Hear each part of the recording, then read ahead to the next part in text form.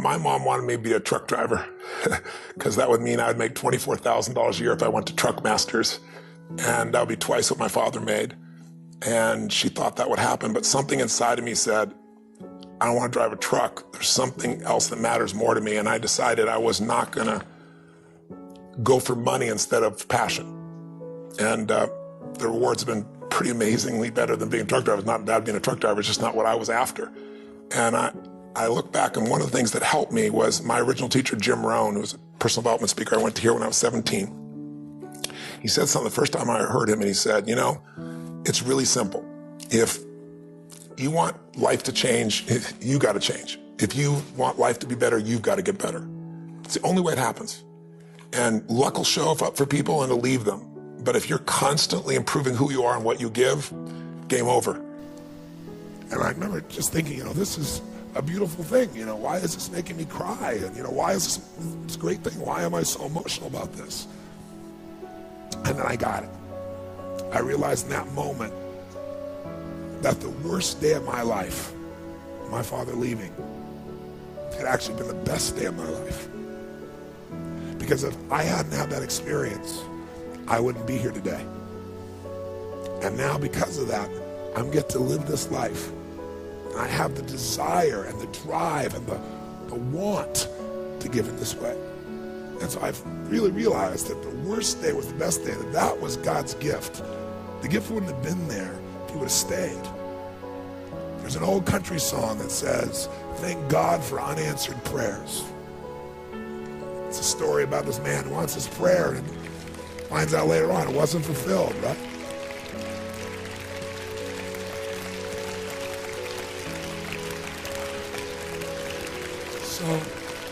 So I tell you the story for a couple reasons. One is, if you want to change your life, figure out how your worst day was your best day. You'll change everything, because it is if you look for it. If you find the deeper meaning, it is. You know, there's something in you that wouldn't be there without it. And the second reason is because I want to recruit your soul. Not for your money or business. I want to recruit you in this action of going and making a difference. I want to recruit you for you, because I know if you go do a few of these things, you'll get hooked and you'll make it a ritual and it'll change your life. You know, whatever things you do in your life, this is what it's really about. And, you know, it won't be long before it'll be Thanksgiving here, and we still do this. You know, I start out the first year, I fed 2 families, and the next year I fed 4. I'm going to double it. Next year I did 8, which was a lot of work. And I didn't tell anybody what I was doing, because I wasn't doing it for acknowledgement. I was doing it because it was right. But after a while, I thought I could use some help. So I got my friends together and said, you know what, instead of just going and having turkey, let's give thanks. Let's go build baskets with food and great stuff, and let's deliver it to people. Then we'll come in and have a big dinner, and we'll talk about what we're grateful for and have our dinner. And so we did it, and it became a ritual, and it grew. And then I built some companies, and all my employees got involved. And then about 14, 15 years ago, I started my foundation. And last year, we fed over 1 million people now in 9 countries around the world, you know, on Christmas and Thanksgiving. It's been a pretty amazing experience, right? Thank you. Thank you. Thank you. Thank you. Thank you. So I thank you for your applause. I wasn't telling you for that reason. I want to recruit you. And you can give your money, but I'd much prefer if you would just go deliver the food. Because I'll tell you what's great. You'll be changed by that. It's easy to give money. But when you enter an environment, you give. You don't give as the giver. You go as the delivery person, but you're really the one that made it. It'll absolutely change your life. See if you can find some ways to multiply your value to the marketplace. And he said your income will immediately start to change. Up until then, I was hoping that the economy would change. I was hoping that my company would change. I was hoping that my paycheck would change. I was hoping that circumstances outside would change. And then here's what I found out. It isn't going to change. So then my question was, if it isn't going to change, how will my life ever change? And here's what my teacher taught me. When you change, everything will change for you. When you get better, everything will get better for you. And that's where I picked up that phrase, for things to change, you've got to change. You don't have to change the marketplace. You don't have to change the marketing plan. You don't have to change the economy. You don't have to change countries. You don't have to change circumstances out there. All you've got to do is look within and see if you can change yourself for the better. And as you change, things will start to change for you. Let me give you the day that turns your life around as quickly as I can. I got 4 parts to the day that turns your life around, and then we're finished for the day. Number 1, disgust. Disgust. Disgust is a negative emotion, but it can have a very positive, powerful effect. Disgust says, I've had it. What an important day that could be. I've had it. Wow. I met a beautiful, powerful, accomplished executive lady in New York. The company invited me to come in. This lady was the vice president, extraordinary lady. I got to know her and I found out her story. I said, how did you get here? Big income. And she never went to college, never went to university. I said, how did you get here? Executive, powerful, income. She said, well, let me tell you part of the scenario. She said, when I was a young mother a few years ago, she said, one day I asked my husband for $10. And he said, what for?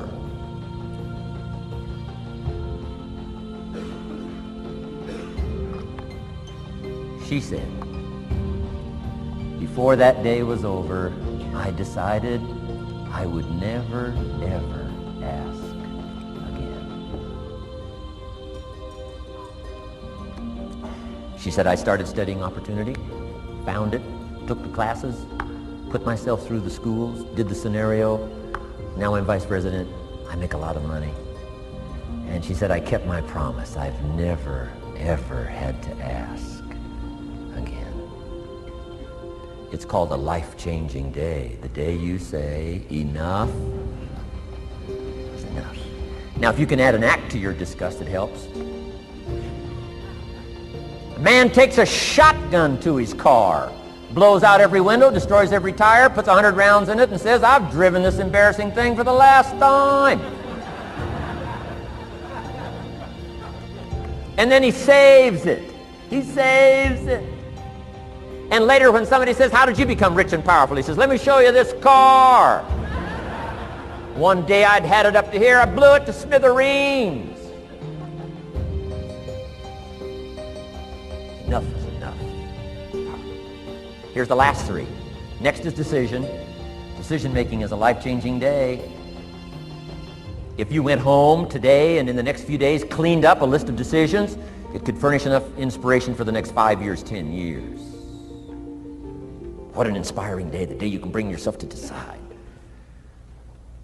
And here's the 3rd one, desire, wanting to bad enough. Who knows the mystery of that? We don't know. But here's something I do know. Sometimes desire waits for a trigger, waits for something to happen. Who knows what the happening may be? A song, the lyrics, a movie, the dialogue, a seminar, a sermon, a book, an experience, confrontation with an enemy, a conversation with a friend who finally levels with you. Whatever the experience it is, it's so valuable. And here's my best advice. Welcome all experiences. You never know which one is going to turn everything on. Don't put up the walls. The same wall that keeps out disappointment keeps out happiness. Take down the walls. Go for the experience. Let it teach you. And here's the last one. Resolve. Resolve says I will. 2 of the most powerful words in the language. Benjamin Disraeli said, nothing can resist a human will that will stake its existence on its purpose. Shortly put, I'll do it or die.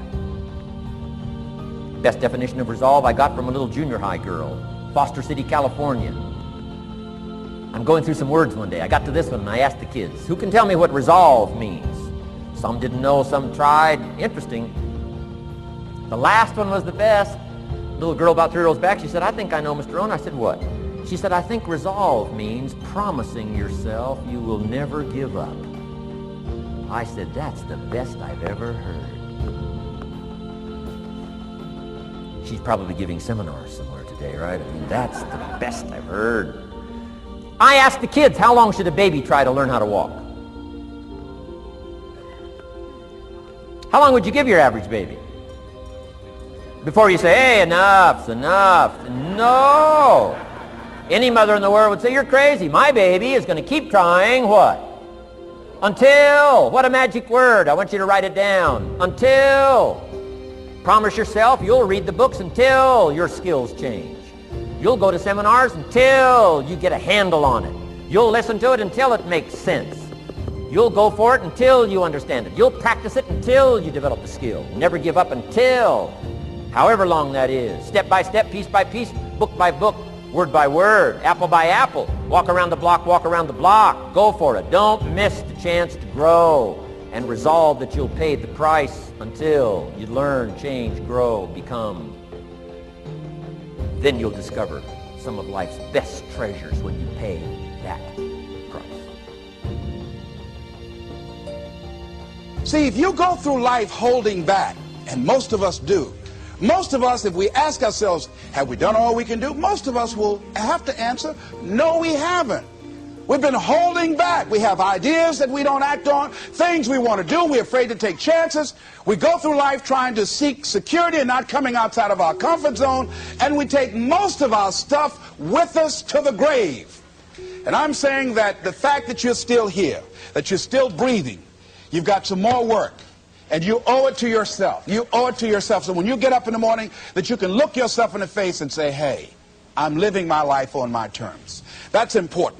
Not to give up on your dream, not to give up on yourself. Now, are there going to be some moments when you want to give up? Yes. Will there be some moments when it's going to seem like it's impossible? The pain that you're experiencing, the disappointment that you're experiencing, that you're going to say, it's not worth it? Yes, that's going to be right there for you. It's going to be in your face, telling you to go back. For 30 days, you must take control of your mind. It will think only about what you permit it to think. Each day for this 30-day test, do more than you have to do. In addition to maintaining a cheerful, positive outlook, give of yourself more than you've ever done before.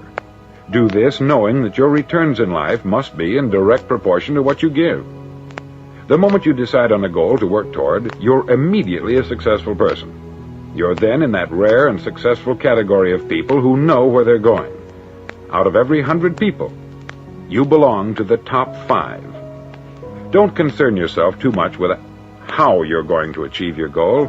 Leave that completely to a power greater than yourself. All you have to do is know where you're going. The answers will come to you of their own accord. Remember these words from the Sermon on the Mount, and remember them well. Keep them constantly before you this month of your test. Ask, and it shall be given you. Seek, and ye shall find. Knock, and it shall be opened unto you. For every one that asketh receiveth, and he that seeketh findeth, and to him that knocketh it shall be opened. It's as marvelous and as simple as that. In fact, it's so simple that in our seemingly complicated world, it's difficult for an adult to understand that all he needs is a purpose and faith. For 30 days, do your best. If you're a salesman, go at it as you've never done before, not in hectic fashion, but with the calm, cheerful assurance that time well spent will give you the abundance in return you deserve and want. If you're a homemaker, devote your 30-day test to complete giving of yourself without thinking about receiving anything in return, and you will be amazed at the difference it makes in your life. No matter what your job, do it as you've never done it before for 30 days. And if you've kept your goal before you every day, you'll wonder and marvel at this new life you've found. Dorothea Brand, outstanding editor and writer, discovered it for herself and tells about it in her fine book, Wake Up and Live. Her entire philosophy is reduced to the words, act as though it were impossible to fail. She made her own test with sincerity and faith, and her entire life was changed to one of overwhelming success. Now you make your test for 30 full days. Don't start your test until you've made up your mind to stick with it. You see, by being persistent, you're demonstrating faith. Persistence is simply another word for faith. If you didn't have faith, you would never persist. If you should fail during your first 30 days, by that I mean suddenly find yourself overwhelmed by negative thoughts, you've got to start over again from that point and go 30 more days. Gradually, your new habit will form until you find yourself one of that wonderful minority to whom virtually nothing is impossible. Don't forget the card. It's vitally important as you begin this new way of living. On one side of the card, write your goal, whatever it may be. On the other side, write the words we've quoted from the Sermon on the Mount. Ask, and it shall be given you. Seek, and ye shall find. Knock, and it shall be opened unto you. In your spare time during your test period, read books that will help you. Inspirational books like the Bible, Dorothea Brand's Wake Up and Live, The Magic of Believing by Claude Bristol, Think and Grow Rich by Napoleon Hill, and other books that instruct and inspire. Nothing great was ever accomplished without inspiration. See that during these crucial first 30 days, your own inspiration is kept at a peak. Above all, don't worry. Worry brings fear, and fear is crippling. The only thing that can cause you to worry during your test is trying to do it all yourself. Know that all you have to do is hold your goal before you. Everything else will take care of itself.